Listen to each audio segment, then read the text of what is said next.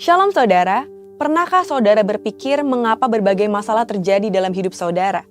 Jika saat ini saudara sedang menghadapi berbagai pergumulan, ingatlah bahwa semua orang yang masih hidup di dunia ini tidak bisa lepas dari berbagai permasalahan dan kesulitan.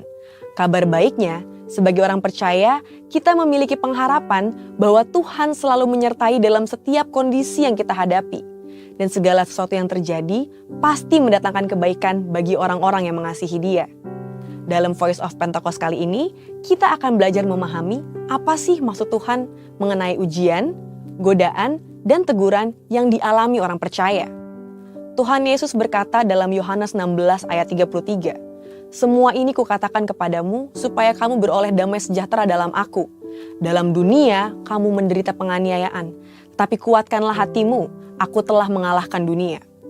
Dalam ayat ini, Tuhan memberitahukan kepada murid-muridnya bahwa orang Kristen pun tidak bebas dari penganiayaan dan berbagai kesulitan hidup. Dalam Alkitab, ada 3 macam pencobaan berdasarkan tujuan dan sumbernya. Pertama, pencobaan untuk menguji dan memurnikan.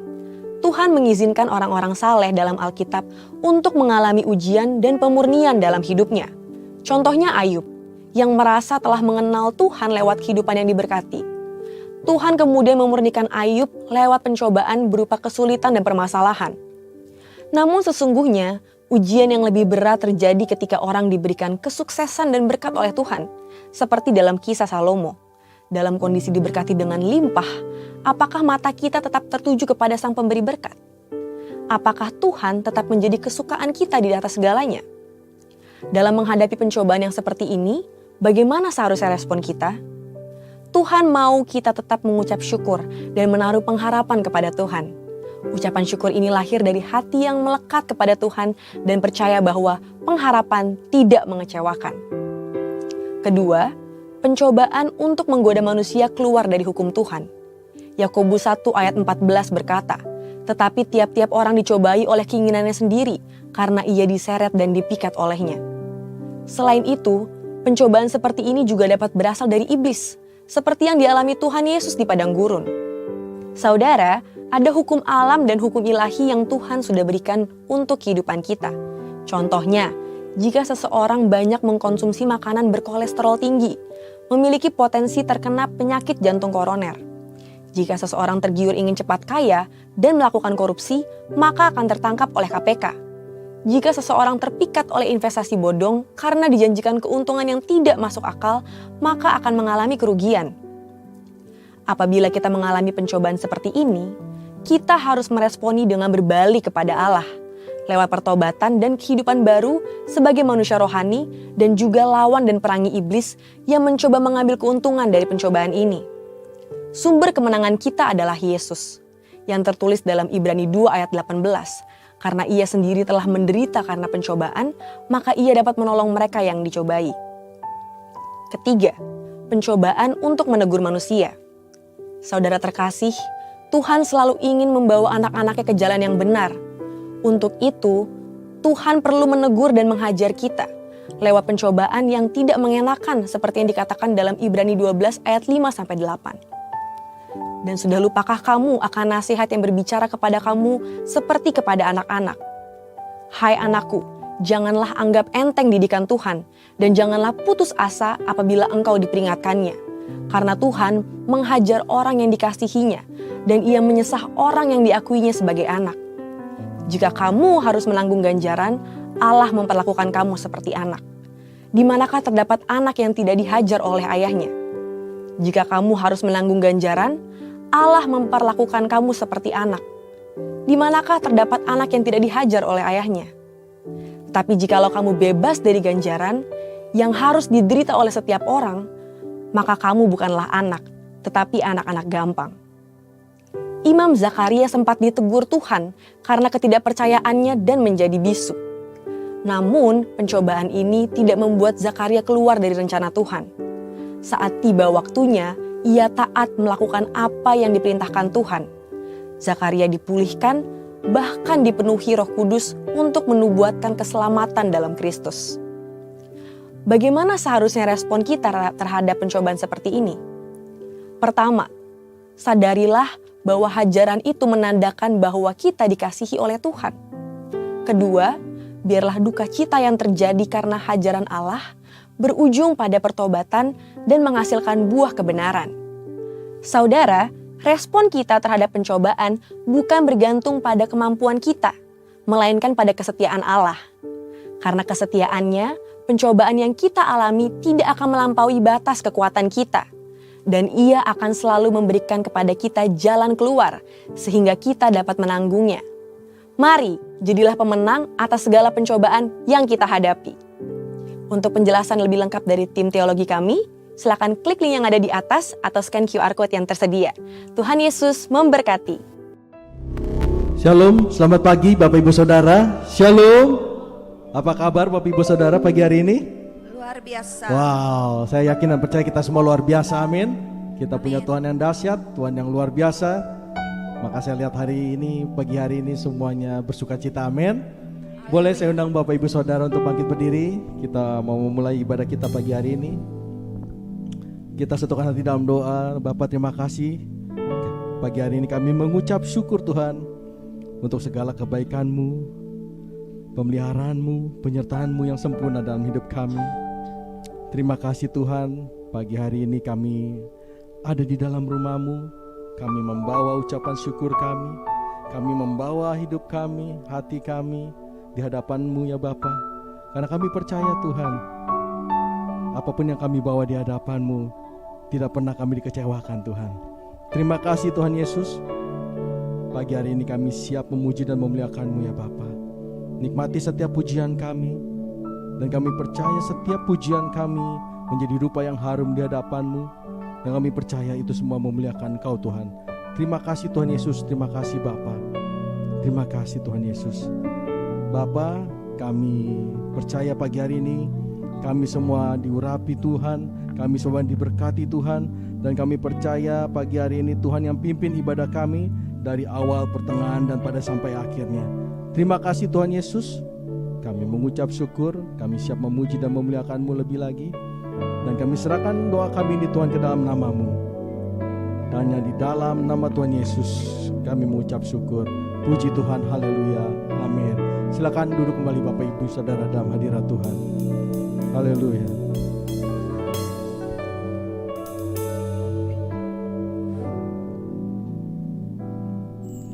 Yesus, apa arti hidupku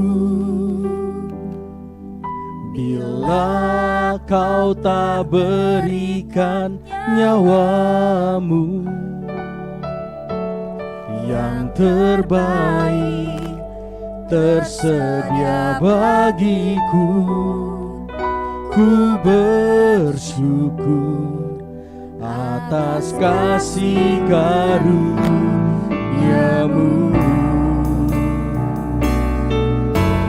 Berikan tepuk tangan yang terbaik untuk Tuhan kita. Haleluya. Terima kasih Tuhan. Salib-Mu membuka mataku, betapa berharga nilai hidupku, menanggung semua dosaku, berikan hidupmu menggantikan diriku, bukan karena perbuatanku, anugerah yang selamatkanku. Yesus, apa arti hidupku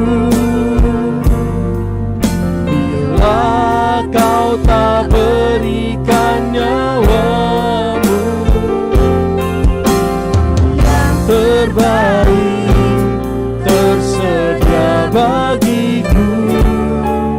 Ku bersyukur atas kasih karunia-Mu.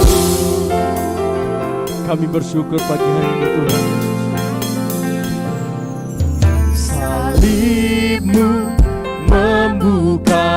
mataku betapa berharga nilai hidupku,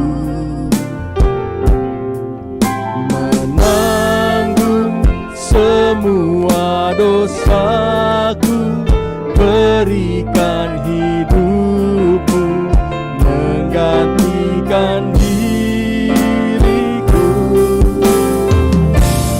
bukan karena perbuatanku, anugerah yang selamatkanku. Oh, Yesus, apa arti hidupku bila kau tak berikan nyawamu yang terbaik tersedia bagiku. Ku bersyukur atas kasih karunia-Mu. Yesus, apa arti hidupku bila kau tak berikan nyawamu yang terbaik tersedia bagiku. Ku bersyukur atas kasih karunia-Mu. Kami bersyukur Tuhan buat kasih karunia-Mu yang begitu besar. Terima kasih Tuhan buat pengorbanan-Mu tebus dosaku.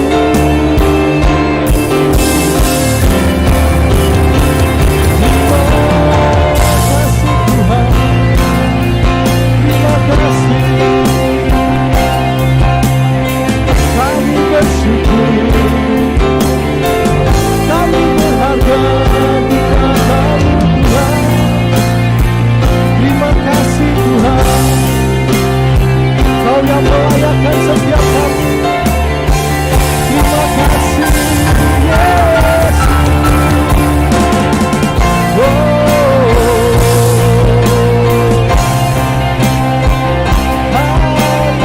Haleluya. Kami bersyukur. Terima kasih Tuhan Yesus, Kau yang jadikan hidup kami berarti.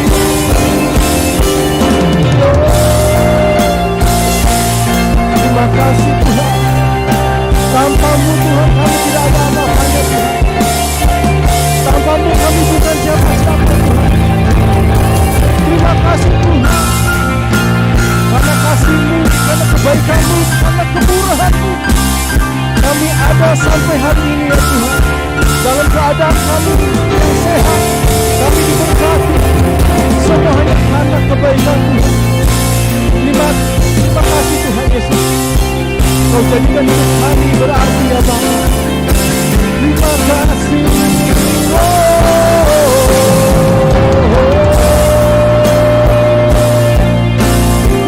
Terima kasih Yesus.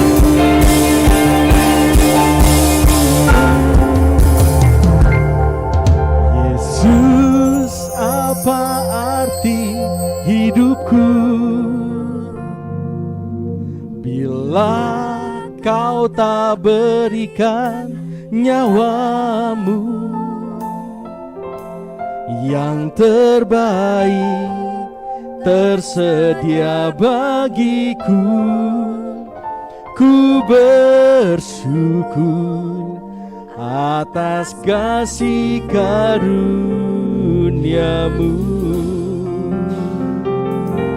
Yesus, apa arti hidupku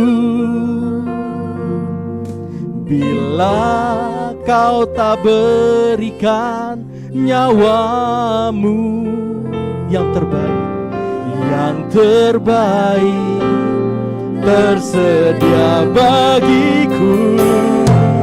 Ku bersyukur atas kasih karunia-Mu, Yesus. Apa arti hidupku bila Kau tak berikan nyawa-Mu yang terbaik tersedia bagiku.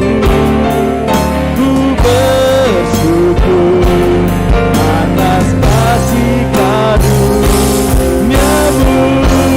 Kaulah arti hidupku yang telah memberikan nyawa-Mu yang terbaik tersedia bagiku. Ku bersyukur atas kasih karunia-Mu. Ku bersyukur atas kasih karunia-Mu. Ku bersyukur atas kasih karunia-Mu.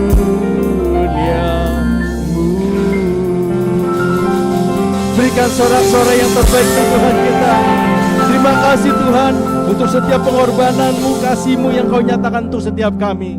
Kami siap memuji Engkau lebih lagi Tuhan, karena kami percaya kami semua di sini adalah umat-umat pemenang. Terima kasih Tuhan, kami siap memuji-Mu lebih dahsyat lagi. Hanya di dalam nama Tuhan Yesus yang percaya, sama-sama kita katakan amin. Saya undang Bapak Ibu Saudara untuk bangkit berdiri. Kita mau memuji Tuhan, dan saya yakin saya melihat di sini adalah umat-umat pemenang. Amin. Dan sebelum kita memuji Tuhan, alangkah baiknya boleh kita berikan salam. Katakan kamu adalah lebih daripada pemenang. Kamu lebih daripada pemenang. Haleluya.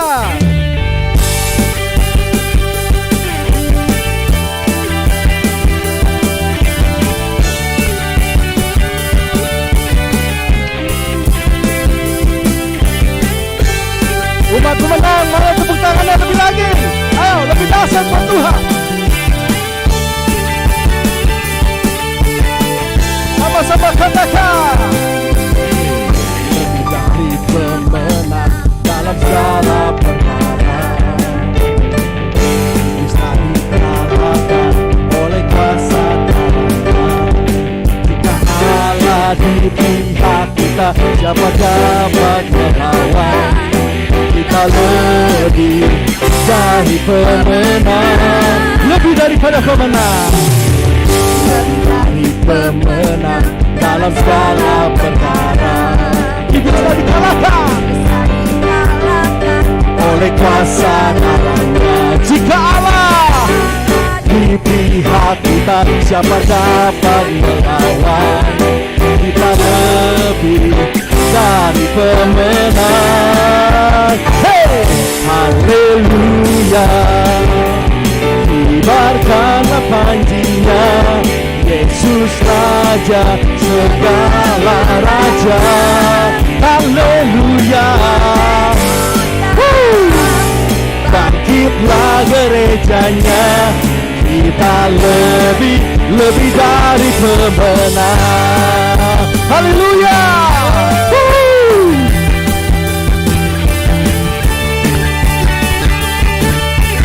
Mari umat pemenang katakan. Lebih dari pemenang dalam segala perkara. Amin. Iblis telah dikalahkan oleh kuasa darah-Nya. Jika Allah di pihak kita, siapa dapat melawan? Kita lebih dari pemenang. Sama-sama. Haleluya. Kibarkanlah panjinya, Yesus Raja segala raja. Haleluya. Bangkit bangkitlah gerejanya. Kita lebih dari pemenang. Haleluya, haleluya. Kibarkanlah panjinya, Yesus Raja segala raja. Haleluya, bangkitlah gerejanya. Kita lebih dari pemenang. Umat pemenang berikan sorak-sorai. Haleluya. Katakan dengan keras. Kita lebih dari pemenang. Kita lebih dari pemenang. Tunjuk kanan kirinya. Kamu lebih dari pemenang. Kamu lebih dari pemenang. Tunjuk saya. Saya lebih dari pemenang. Saya lebih dari pemenang. Haleluya. Jika Allah di pihak kita, jika Allah di pihak kita, siapa dapat melawan? Kita lebih dari pemenang. Hey, haleluya. Kibarkan panjinya, Yesus Raja segala raja. Haleluya. Bangkitlah gerejanya. Kita lebih dari pemenang. Haleluya, haleluya. Kibarkan panjinya, Yesus Raja segala raja. Haleluya. Bangkitlah gerejanya. Kita lebih dari pemenang. Tunjuk kanan kirinya. Kamu lebih dari pemenang. Saya lebih dari pemenang. Haleluya. Berikan sorak-sorai. Dahsyat. Yang percaya kita ditebus oleh darah anak domba, boleh berikan yang lebih baik lagi ya. Tepuk tangan yang luar biasa buat Tuhan kita. Haleluya.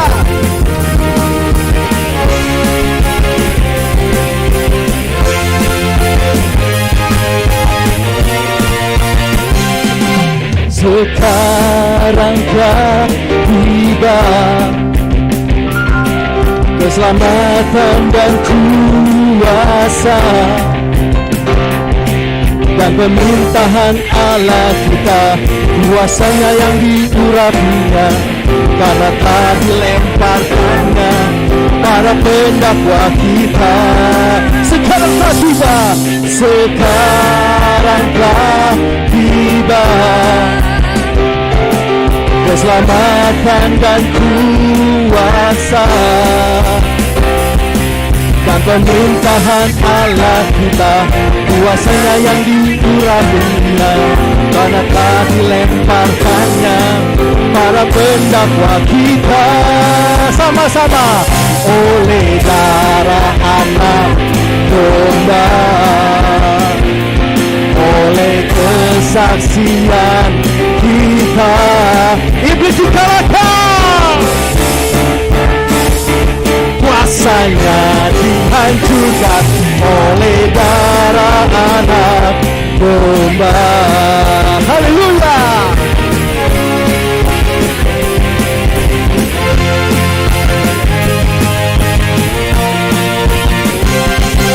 Sekarang telah tiba keselamatan dan kuasa, keselamatan dan kuasa dan pemerintahan Allah kita, kuasanya yang diurapinya, karena telah dilemparkannya para pendakwa kita. Hey, oleh darah anak domba,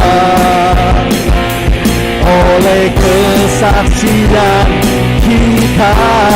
Iblis dikalahkan, kuasanya dihancurkan oleh darah anak domba, oleh darah anak domba, oleh darah anak domba. Oleh kesaksian kita yang kencang, iblis dikalahkan, kuasanya dihancurkan oleh darah anak domba, oleh darah anak domba, oleh darah anak domba. Oh, oh, oh, oleh darah anak domba.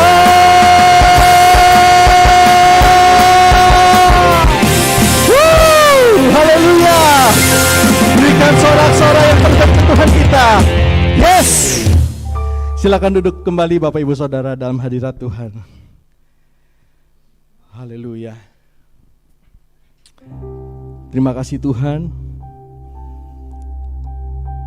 Engkau baik Tuhan. Engkau sangat baik.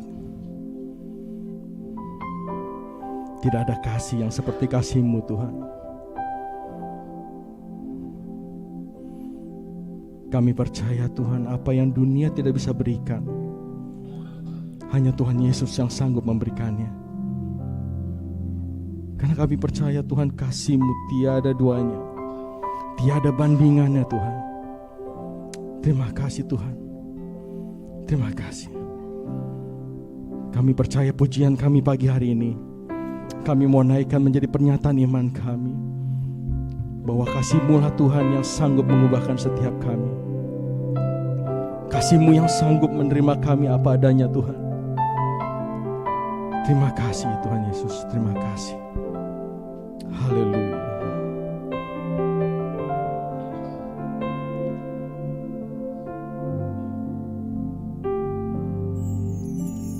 Belum pernah ada kasih di dunia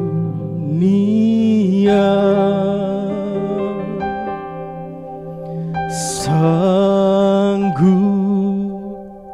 menerima diriku apa adanya, selain kasih-Mu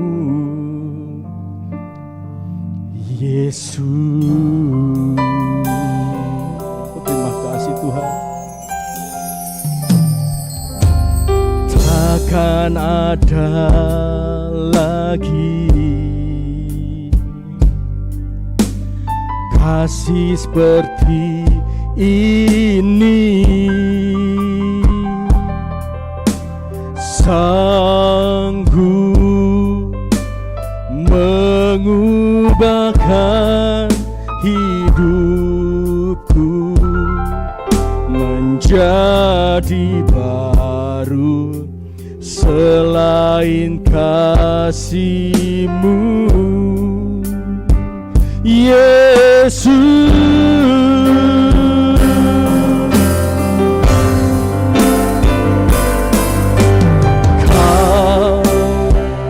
Kagumi dalam hati, kasih-Mu tiada duanya, sampai kini ku akui kasih-Mu tiada duanya.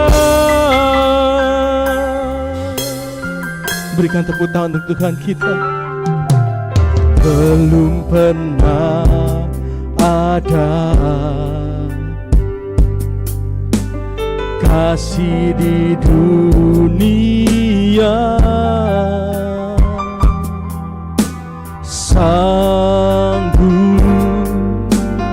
menerima diriku apa adanya, selain kasih-Mu, Yesus.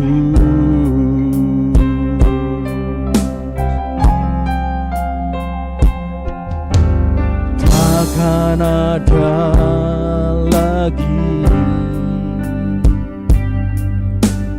kasih seperti ini, sanggup mengubahkan hidupku menjadi baru selain kasih-Mu, Yesus.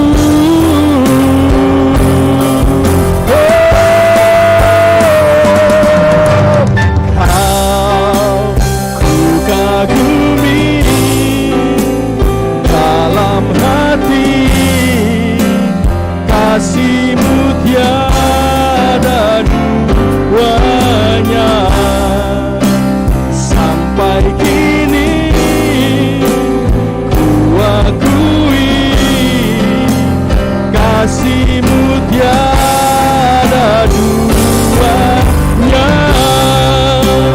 Ku kagumi dalam hati kasih-Mu tiada duanya, sampai kini ku akui kasih-Mu tiada duanya.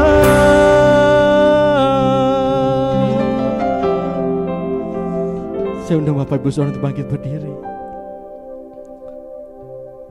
Terima kasih Tuhan untuk setiap kasih-Mu yang Kau nyatakan untuk setiap kami. Sungguh berharga Tuhan. Terima kasih Tuhan. Hanya terima kasih yang bisa kami berikan untuk Engkau Tuhan. Karena kami gak bisa balas setiap kasih-Mu yang begitu luar biasa Tuhan. Tapi pagi hari ini menjelang siang Tuhan, kami mau buka suara kami mau buka hati kami. Kami mau Engkau ada terus di dalam hidup kami Tuhan.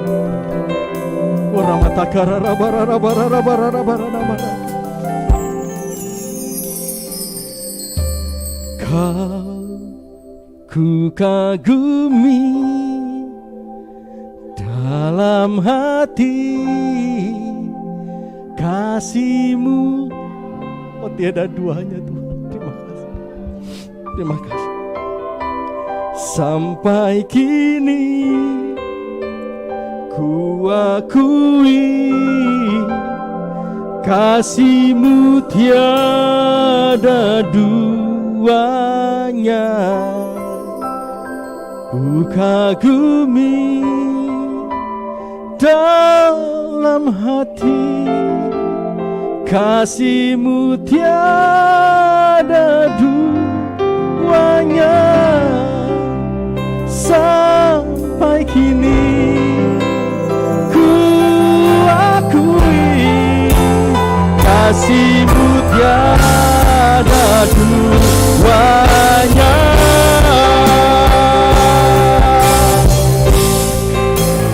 Dalam hati kasih-Mu tiada duanya, sampai kini ku akui kasih-Mu tiada duanya. Kasih-Mu tiada duanya Tuhan.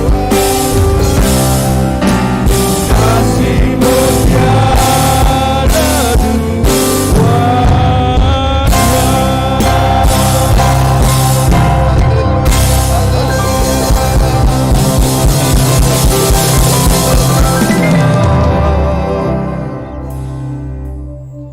Kau sendiri Tuhan yang berbicara tengah-tengah kami pada saat ini melalui Roh-Mu, Kuasa roh-Mu Tuhan yang memimpin kami, menguasai pikiran, perasaan, kehendak hati kami Tuhan.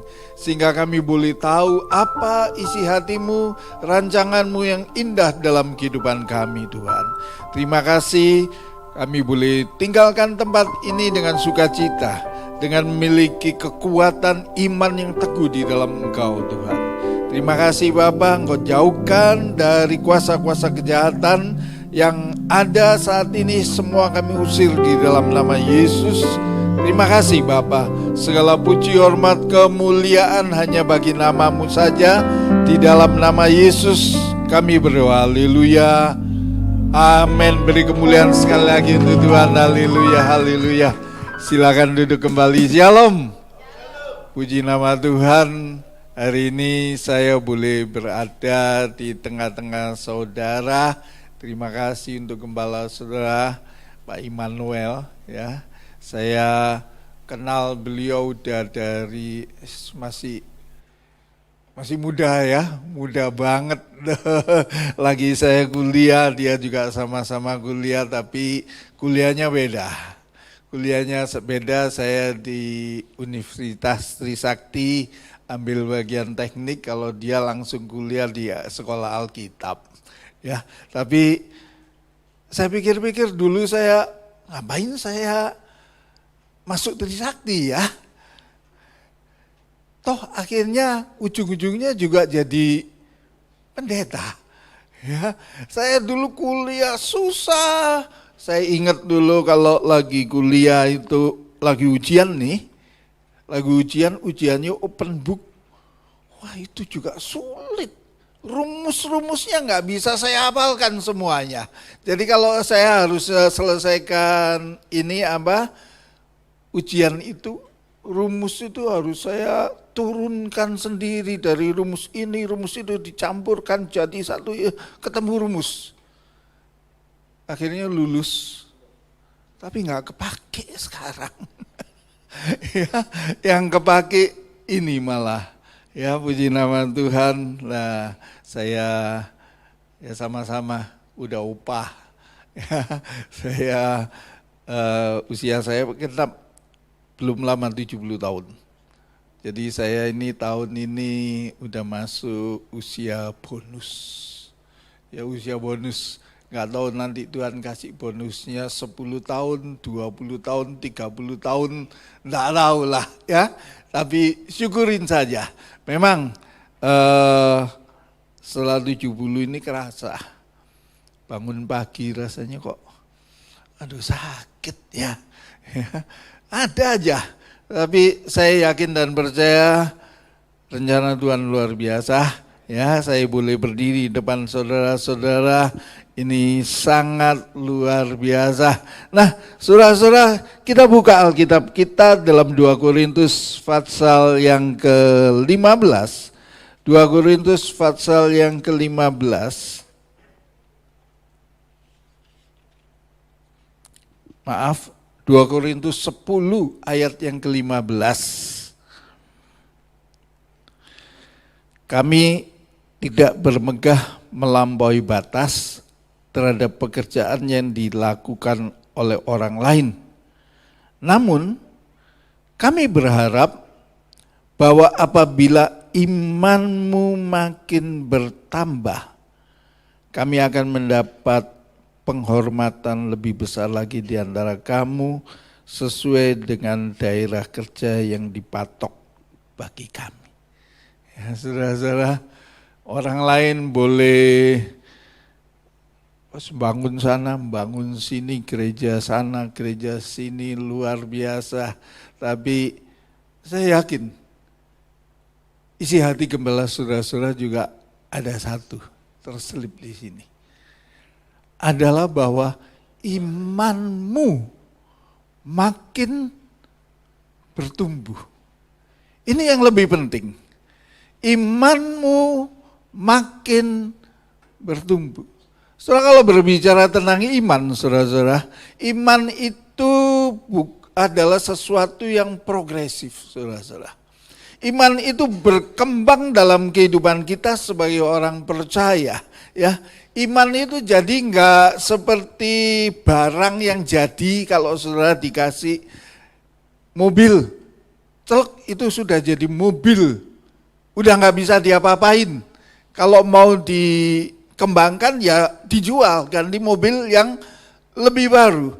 Tetapi iman yang ada dalam kehidupan kita ini itu progresif, berkembang di dalam kehidupan kita.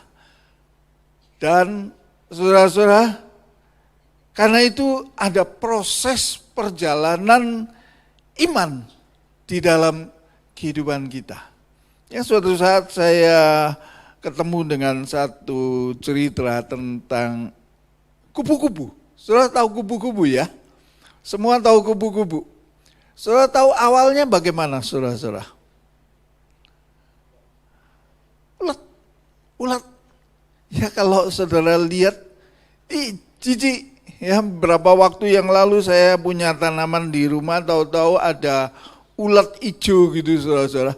Saya lihat loh kok daunnya jadi bolong-bolong. Ya, saya lihat banyak ulat hijaunya, saudara-saudara. Ulat yang hijau ya. Saya ngomong kepada istri saya, itu mah ini ada ulat ya, jijik ya. Papa aja yang ngurusin katanya. Ya. Tapi saudara-saudara, ulat itu yang hijau itu nanti berubah. Berubah di dalam kepompong, masuk ke dalam kepompong. Berubah lagi nanti setelah berapa lama baru keluar kupu-kupunya. Yang saudara bisa lihat indah. Ya, tapi di tengah-tengah jalan kalau saudara misalnya lihat kepompong ini, dia pengen keluar, kemudian saudara pikir, kasihan, kepompongnya saudara potong, keluar, tapi itu nggak akan jadi kupu-kupu yang baik, tapi akan mati. Akan mati.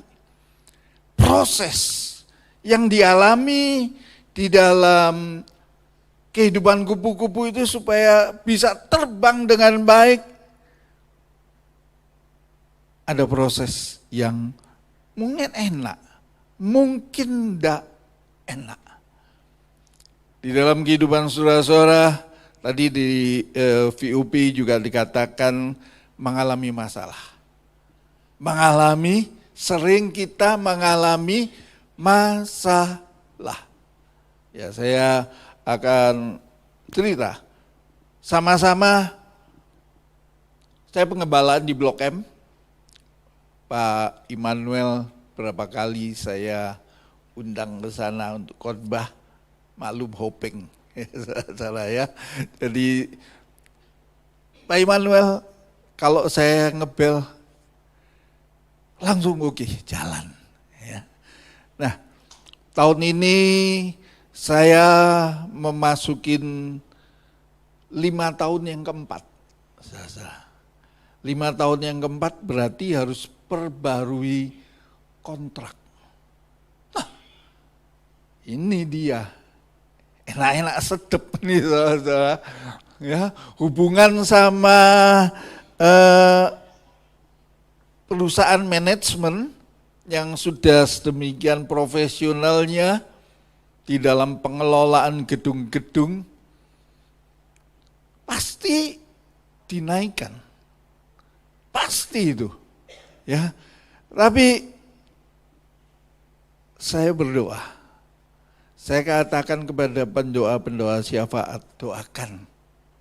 Wong periode yang lalu saja bayar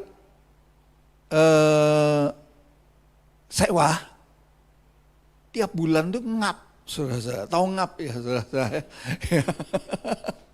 Antara masuk sama keluarnya itu pokoknya ngap aja lah. Ya. Apalagi kalau setelah pandemi itu lebih ngap lagi, saudara-saudara. Ya, karena jujur, Gereja kami juga tergantung dari persembahan, perpuluhan, ya. Nah, tetapi jujur hari-hari ini gak gampang semuanya, ya. Kerjaan semuanya juga mengalami masalah, ya. Ada yang PHK dibalikin juga belum full, ya. Jadi itu saya bisa pantau dari perpuluhan dari jemaat, dari pengerja, ya. Kalau loh ini pengerja kok ngasih perpuluhan segini, saya sebagai gembala juga nggak bisa ngomong dong. Lu tahun lalu ngasih segini, tapi ini sekarang kok ngasih segini berkurang. Kenapa? Harus sama dong? Enggak. Kita mesti tahu, maklum itu, ya keadaan sulit. Tetapi ke depan ini kalau nurut pikiran kita sulit juga. Tapi apa yang harus kita lakukan? Saudara-saudara, firman Tuhan ini dikatakan bahwa apabila imanmu makin bertumbuh. Apa arti iman yang makin bertumbuh? Iman yang makin bertumbuh di dalam menghadapi situasi, di dalam menghadapi keadaan yang gak baik. Paulus mengendaki jemaat di Korintus, imanmu makin bertumbuh meskipun orang lain modelnya kayak apa. Kamu sendiri yang harus memiliki iman yang bertumbuh. Setelah kita kembali ke situasi ini hari-hari ini menjelang Paskah ya saudara-saudara ya, menjelang kematian Kristus, dan ada satu peristiwa setelah kebangkitan Yesus Kristus yang kita akan baca pada saat ini. Yohanes 20 mulai ayat yang ke-24 sampai 29. Yesus menampakkan diri kepada Thomas. Thomas adalah salah seorang dari ke-12 murid itu yang disebut Didimus. Tidak ada bersama mereka ketika Yesus datang. Jadi kata murid-murid yang lain itu kepadanya, kami telah melihat Tuhan. Namun Thomas berkata kepada mereka, sebelum aku melihat bekas paku pada tangannya dan sebelum aku menaruh jariku ke dalam bekas paku itu serta menaruh tanganku ke lambungnya, sekali-kali aku tidak akan percaya. 8 hari kemudian murid-murid Yesus berada kembali dalam rumah itu dan Thomas bersama mereka. Sementara pintu-pintu terkunci, Yesus datang dan berdiri tengah-tengah mereka dan berkata, damai sejahtera bagi kamu. Kemudian ia berkata kepada Thomas, taruhlah jarimu di sini dan lihatlah tanganku. Ulurkanlah tanganmu dan taruhlah ke lambungku. Jangan engkau tidak percaya lagi, melainkan percayalah. Thomas menjawab dia, ya Tuhanku dan Allahku. Kata Yesus kepadanya, karena engkau telah melihat aku, engkau percaya. Berbahagialah mereka yang tidak melihat namun percaya. Berbahagialah mereka yang tidak melihat namun percaya. Saudara, kalau berbicara tentang iman, bisa dikategorikan ada dua macam iman. Yang pertama itu iman karena melihat, atau iman karena kata orang. Iman karena dengar, iman karena melihat satu, wow, didoakan sembuh. Luar biasa ini. Ya, jadi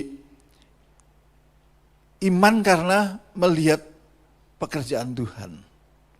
Ya, karena pelayanan dari hamba-hamba Tuhan. Iman juga kadang-kadang kita itu melihat mujizat-mujizat. Ya, ada mujizat yang dilakukan oleh Tuhan melalui hamba-hamba Tuhan, ya, atas sakit penyakit. Bahkan mungkin kalau kita pernah dengar di Afrika sana ada seorang hamba Tuhan yang dipakai oleh Tuhan untuk membangkitkan orang-orang yang sudah mati, ya, sudah meninggal. Bahkan aneh lagi kalau saya lihat caranya. Ya, kadang-kadang nggak pakai tangan, pakai kaki, bangkit sembuh, ya, bukan bangkit sembuh, hidup lagi, ya. Dan itu kadang-kadang kita itu melihat semuanya itu terus percaya. Jadi kata orang, Ayub juga pada waktu itu ngomong di akhir waktu dia mengalami pencobaan. Dulu aku mengenal engkau karena kata orang, tetapi sekarang aku kenal engkau karena aku sudah mengalami engkau. Ya. Nah, saudara-saudara, hari-hari ini iman kita, apakah kita percaya karena cuma kesaksian dari orang? Ya, Cik, ke gereja aja, Cik. Percaya, Cik. Nanti bisnismu diberkati, ya. Cuma itu saja.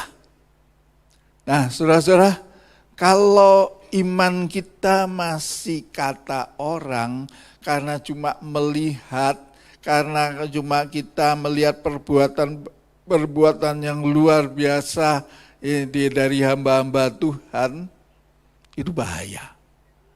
Itu bahaya. Karena pada waktu kita mengalami tekanan-tekanan, nggak percaya. Thomas itu salah satu murid Yesus loh. Seharusnya dengan mata jasmani dia, dengan pengalaman dia bersama-sama dengan Yesus, dia lihat keajaiban-keajaiban yang dilakukan oleh Yesus. Tapi giliran satu keajaiban yang terakhir, yang luar biasa, di mana Yesus mati di atas kayu salib dan pada hari yang ketiga bangkit, dan Yesus menampakkan diri kepada murid-muridnya. Tapi pada waktu Yesus menampakkan diri kepada murid-muridnya, Thomas tidak ada di sana. Murid-murid yang lain ngomong, Guru benar-benar bangkit. Dia udah gak mati. Tapi apa kata Thomas? Sebelum aku melihat, mencocokkan jariku pada lubang di tangannya, di lambungnya, aku gak percaya. Saudara lihat bahayanya. Kalau kita gak menjiwai sungguh-sungguh, kalau kita gak lihat sungguh-sungguh, siapa yang melakukan keajaiban-keajaiban itu? Kalau kita cuma hari-hari ini dasar dari pengalaman orang lain, karena kesaksian orang lain, pada waktu kita mengalami tekanan, pada waktu kita mengalami satu hal yang menurut kita nggak mungkin, luruhlah iman kita. Saya katakan tadi cerita belum selesai ya tentang kontrak MOU dengan pengelola untuk gereja. Waktu ketemu saya nggak ngomong, saya nggak mau dinaikkan hari ini, kali ini.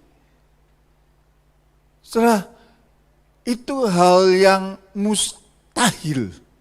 Bisnis, orang bisnis mana mau, ya.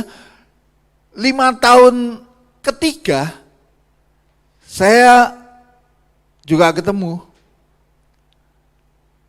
Jangan dinaikkan dong.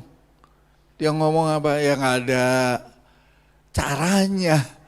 Nggak ada itu kontrak 5 tahun berikutnya nggak naik. Itu nggak ada. Mentah-mentah ditolak. Tapi untuk tahun ini, mereka katakan, oke, tahun ini nggak dinaikkan. Saya naikkan 1%. Hah? Kenapa dinaikkan 1%? Karena PPN-nya naik dari 10% jadi 11%. Jadi tak naikkan 1%.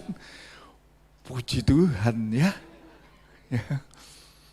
Nah saudara-saudara, ini iman yang nggak kelihatan itu loh. Sesuatu yang nggak kelihatan di luar awang-awang kita, di luar pemikiran kita. Yang Tuhan mau kita semua memiliki iman yang sedemikian itu. Tuhan Yesus ngomong apa? Berbahagialah orang yang percaya meskipun tidak melihat. Sudah mau punya iman yang kayak gini? Amin. Ya. Bagaimana caranya? Ya. Bagaimana caranya kita memiliki iman sejati yang tidak bergeser apapun juga? Kita tetap percaya kepada Yesus yang kita sembah, yang kita miliki.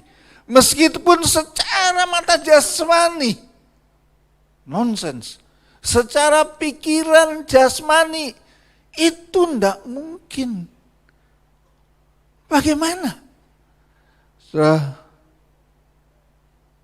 Di Alkitab ada sebuah contoh. Daniel pasal yang ketiga, itu berbicara tentang Sadrah, Mesah, Abednego. Pada waktu dia diperhadapkan dalam situasi pilihan, ya, A dan B. A kamu selamat, B kamu masuk dapur api. Apa yang mereka katakan? Apa yang mereka ngomong kepada raja pada waktu itu? Aku tetap gak mau menyembah patung yang Tuhan dirikan, dia katakan. Ya. Bahkan kalau Tuhan yang aku sembah itu gak nolong aku juga, ya, aku tetap gak mau nyembah patung. Di depan itu ada patung, ada dapur api loh, ya. Di depan ada dapur api. Raja dengar kayak gitu dongkol. Lipat gandakan dapur apinya, dilipat gandakan dapur apinya 7 kali lipat, dan saudara-saudara apa yang terjadi? Sadrah, Mesah, Abednego dilempar ke dapur api. Bahkan orang yang melemparkan Sadrah, Mesah, Abednego ke dapur api, bahkan mereka yang mati belum dekat karena terlalu panasnya. Karena terlalu dapur api itu dibuat sedemikian rupa besarnya. Orang yang melemparkannya mati. Tapi Sadrah, Mesah, Abednego, karena imannya berani ngelangkah, berani masuk ke dalam dapur api, dan raja terkagum-kagum melihat. Lu kan 3 yang dimasukkan. Kok sekarang 4 jalan-jalan di tengah-tengah dapur api? Apa yang terjadi? Saudara, Allah yang disembah, Allah yang dipercaya oleh Sadrah, Mesah, Abednego menyertai mereka di tengah-tengah dapur api. Akibatnya apa, saudara-saudara? Raja pada waktu itu bertobat, mengumumkan semua orang harus menyembah kepada Allahnya Sadrah, Mesah, Abednego. Kenapa Sadrah, Mesah, Abednego bisa memiliki iman yang sedemikian rupa? Mata jasmani ngelihat loh dapur api. tapi dia nggak gentar. Dia tetap berpegang kepada imannya. Nah, saudara-saudara, satu hal yang pertama yang saya lihat, iman yang dimiliki Sadrah, Mesakh, Abednego adalah pengenalan pribadi dengan Allah yang mereka sembah. Saudara baru ketemu saya sekali, ya kan? Tapi kalau sama gembala saudara Immanuel, wah, dari muda kenal dengan baik, sapa. Ya, kenal dengan baik. Saya nggak ragu, saudara-saudara. Kalau saya panggil Pak Immanuel khotbah tempat saya nggak ragu. Saya tahu dia. Waktu dia sekolah Alkitab juga saya sering kali, saya panggil namanya aja dulu, Im, Sabtu besok kamu buat renungan ya di pemuda. Atau minggunya di remaja. Karena pada waktu itu saya menjadi ketua pemuda, ketua GC, betul ya Im ya? Ya.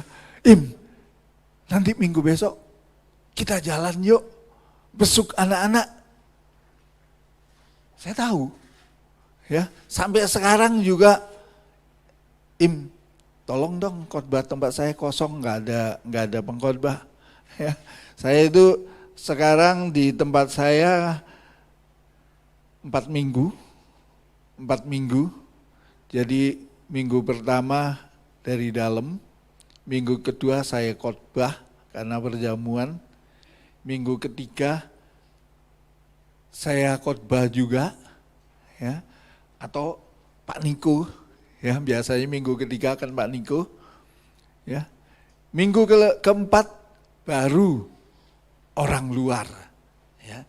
Jadi saya panggil orang luar itu sedikit sekali, ya boleh dibilang sebulan cuma sekali, mungkin juga enggak. Ya, karena saya juga udah punya, anak saya udah gede, saya punya cucu sih soalnya ya. Saya sudah percayakan ke dia juga, kamu khotbah.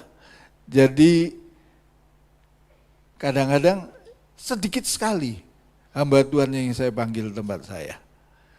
Tetapi itu gembala saudara tetap satu list, ya, masuk di dalam list untuk khotbah tempat saya. Karena apa?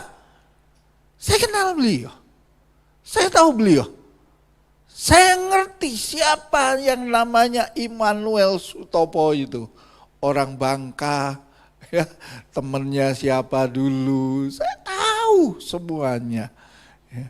Nah, saudara-saudara, karena saya tahu, maka saya bisa mempercayakan sesuatu yang menurut orang tidak mungkin, ya, tetapi saya bisa mempercayakan kepada beliau karena tahu. Ya. Jadi pengenalan akan pribadi Tuhan itu yang sangat penting. Kenapa saya bisa kenal sama beliau? Karena sering ketemu. Waktu masih muda, ya nakal-nakalnya anak muda barengan kali ya Im ya. Ya, lagi cari ceweknya yang didemenin juga sama dulu rasanya.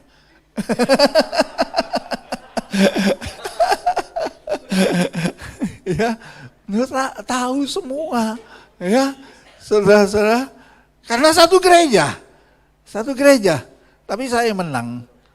Yang satu jadi istri saya menang. Ya, sorry Im. Ya, saudara-saudara, kenal secara pribadi. Ini yang sangat penting. Jadi saudara-saudara, kita kalau mau iman kita berkembang, kenal secara pribadi siapa Yesus Kristus yang saudara-saudara miliki. Ya, saudara-saudara, pengenalan akan Tuhan secara pribadi akan dibangun dalam suatu relasi keseharian. Relasi keseharian kita melalui saat teduh, melalui doa, dan melalui ibadah kita. Saudara, dulu ada yang pernah ibadah di Wisma Karsa Pemuda? Pernah? Ya? Yang pernah tahu? Jadi waktu kalau di Wisma Karsa Pemuda itu masuk turun ada tembok gitu, ya, ada tembok, kemudian baru masuk di dalam ruangannya. Nah, kebiasaannya ibu-ibu pengerja itu duduk di belakangnya tembok, ya, di belakang tembok itu duduk di sana. Ya, mimbarnya di depan, itu tembok sana lah ya, di sound system itulah di belakangnya situ ya. Nah, saudara-saudara, satu hal saya ingat, kalau misalnya lagi ibadah, saya dengar satu suara ketawa,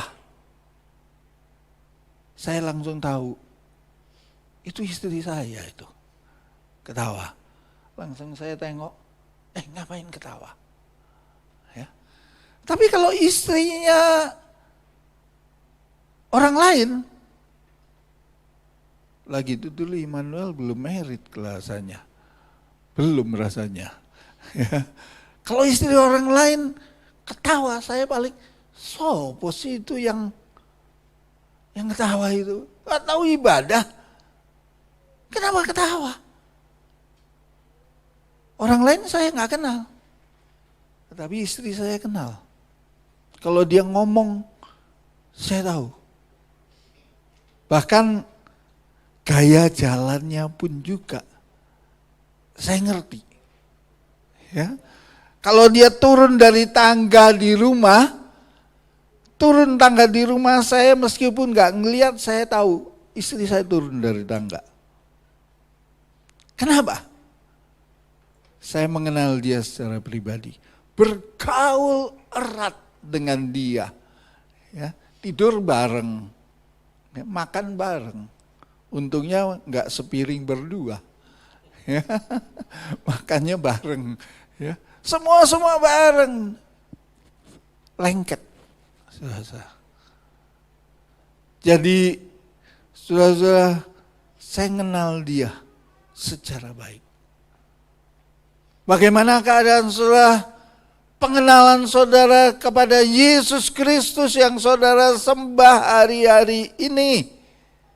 Ini yang jadi masalah saudara-saudara, kalau saudara cuma dengar dari kata orang, dari kesaksian, dari pokoknya masuk dari telinga, masuk dari mata jasmani saja. Tapi saudara nggak ngalami secara pribadi di dalam kehidupan saudara-saudara siapa Yesus yang saudara sembah itu. Sangat berbahaya. Pada waktu saudara ngalami tekanan, pada waktu saudara ngalami satu masalah yang sulit, mungkin saudara akan ngomong seperti Thomas. Sebelum aku ngelihat, sebelum aku mengalami sendiri, aku nggak percaya.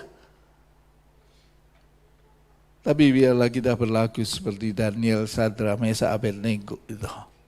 Meskipun Allah nggak menolong aku tetap nggak mau menyembah patung yang Tuhan dirikan. Iman yang bertumbuh. Itulah yang dikatakan pemuritan juga ya, pemuritan. Saya harap jemaat tempat ini memiliki iman yang bertumbuh sampai menuju ke, meskipun nggak ngelihat, tapi tetap percaya karena kenal dengan sungguh-sungguh siapa Yesus yang kita miliki. Yesus yang kita sembah itu. Ya, jadi pengenalan akan Tuhan dibangun dalam relasi keseharian melalui apa? Saat teduh, doa, dan ibadah. Waktu saudara-saudara nggak ngelakukan ini,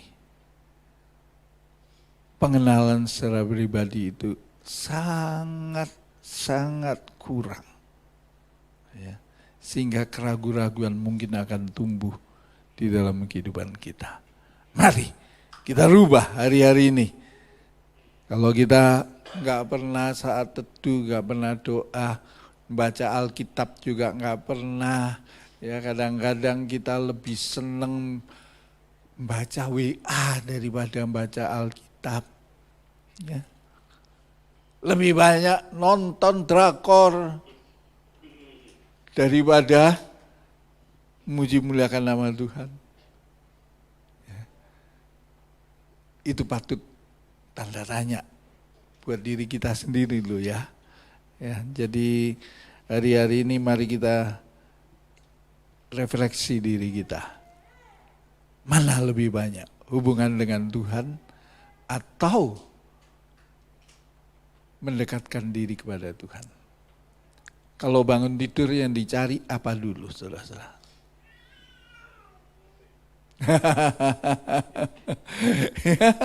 Kalau bangun tidur kita memiliki satu kebiasaan hari ini, HP dulu. Mana HP? Apa WA? Waktu saya khotbah tanya ke jemaat saya, pemuda, salah seorang pemuda pinter, ya, jawab. Saya cari HP Pak. Kenapa? Matiin alarm katanya. Ya, tapi saudara-saudara, ya, setelah matiin alarm apa? Buka WA, buka Facebook, buka IG, giliran waktunya untuk doa. Wah, udah keterlatan ini. Aku mesti cepet-cepet berangkat ke kerja. Doanya nanti ajalah, Tuhan Maha tahu katanya. Hubungannya dengan Tuhan model kayak gini, saudara-saudara, kita nggak akan memiliki iman yang percaya meskipun tidak melihat. Ini yang harus kita kejar. Ya, puji nama Tuhan. Mari kita tundukkan kepala, kita akan berdoa bersama-sama. Kiranya memberkati aku berlimpah-limpah dan memperluas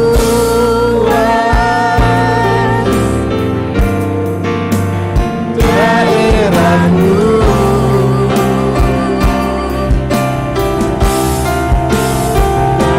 Kiranya tanganmu menyertai aku dan melindungi aku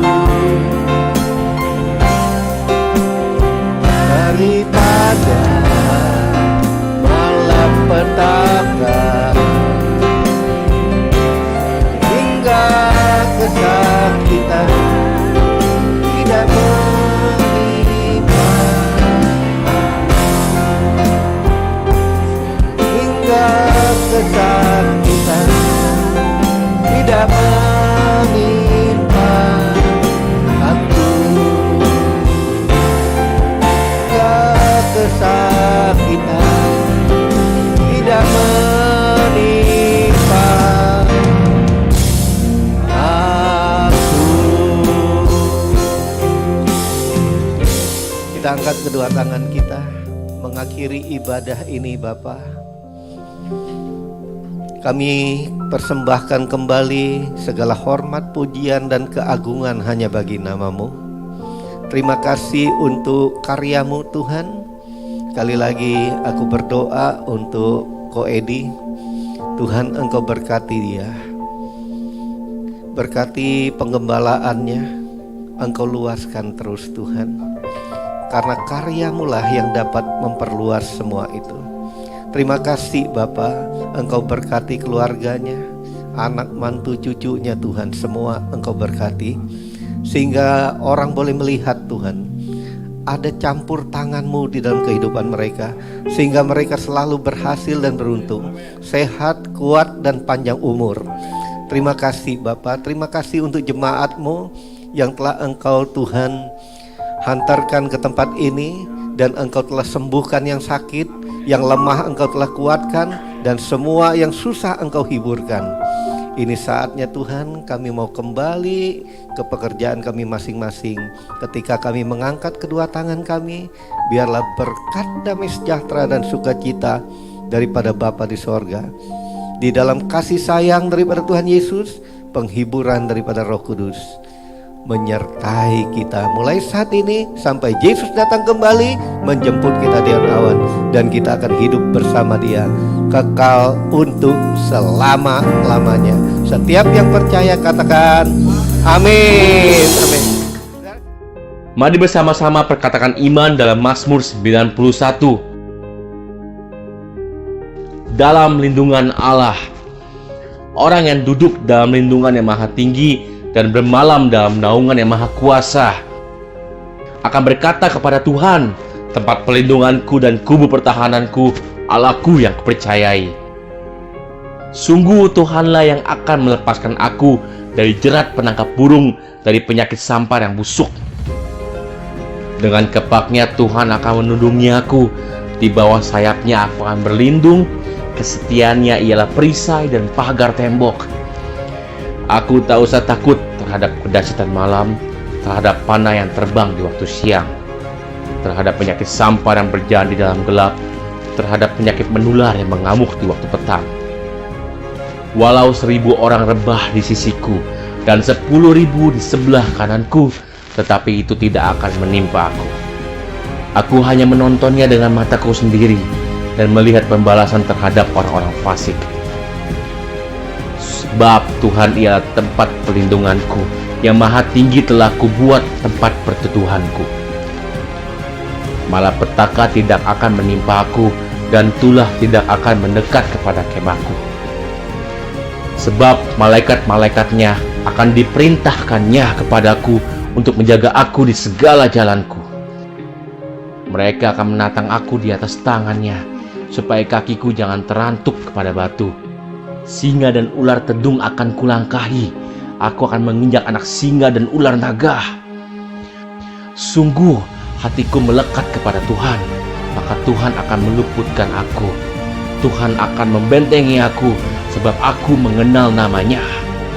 Bila aku berseru kepada Tuhan, Tuhan akan menjawab aku. Tuhan akan menyertai aku dalam kesesakan. Tuhan akan meluputkan aku dan memuliakan aku. Dengan panjang umur akan Tuhan kenyangkan aku, dan akan Tuhan perlihatkan kepadaku keselamatan daripadanya. Amin. Mari saya undang jemaat yang dikasihi Tuhan untuk kita bersama-sama memperkatakan apa yang dimaksud dengan Pentakosta ketiga.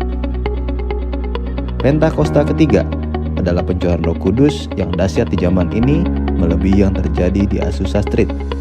Pentakosta ketiga akan mengakibatkan penuaian jiwa yang terbesar dan yang terakhir sebelum Tuhan Yesus datang kembali. Pentakosta ketiga akan membangkitkan generasi Yeremia, yaitu anak-anak muda yang dipenuhi Roh Kudus, cinta mati-matian kepada Tuhan Yesus, tidak kompromi terhadap dosa, dan akan bergerak untuk memenangkan jiwa. Pentakosta ketiga lahir di Indonesia dan bergerak ke bangsa-bangsa.